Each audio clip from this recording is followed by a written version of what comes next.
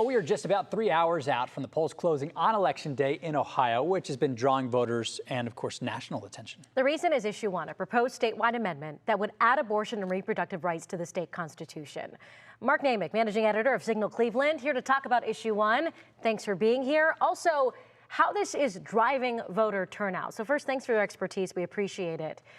Why is Issue 1 in Ohio being looked at so closely? There are two things going on. Since the U.S. Supreme Court, struck down Roe v. Wade in 2022, there's been 6, abortion-related issues on the ballot, and abortion rights have won all of them. So this is a measure of, do we keep the streak going for abortion rights activists? And also, they really want to test the anger of voters. Democrats are trying to find some silver lining heading into 2024. So if they see a red state like Ohio shooting down the election, supporting abortion rights, that bodes well for them going into next year. Those two things make this nationally, and we are the only one with this abortion rights amendment that's an affirmative, that's putting something into the Constitution that's on the ballot this November. So yesterday, I talked to several Board of Elections offices. They reported, big turnout, like significantly up for early voting up to this point. Do we have a sense for how much of that is because of Issue 1? Well, a couple of things. I think you have to look at both the August election, which was really one issue on there, and that was abortion, and that was a big turnout. We have surpassed that by about 100,000 early votes. And based on the amount of money being spent, on ads and engaging voters, there's no question that the turnout, and we are running ahead of where we were in 2021 and in August, that is due to Issue 1. Talk to us about Issue 2. Issue 2 is going to make recreational use, which basically means you can smoke marijuana and possess without facing any criminal charges for 2.5 ounces or more. That's on the ballot.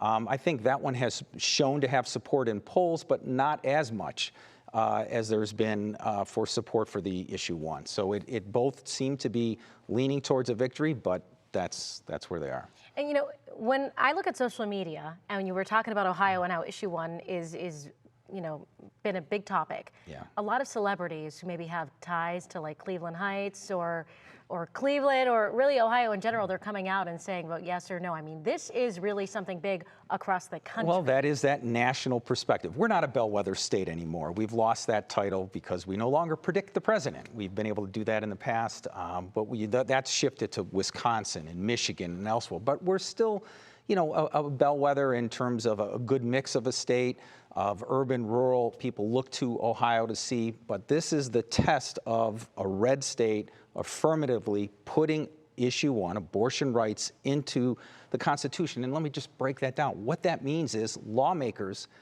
can't mess with it anymore. I mean, that's what makes this such an extreme position to put it in the Constitution. Laws won't affect it. You'd have to go back to the ballot to change it.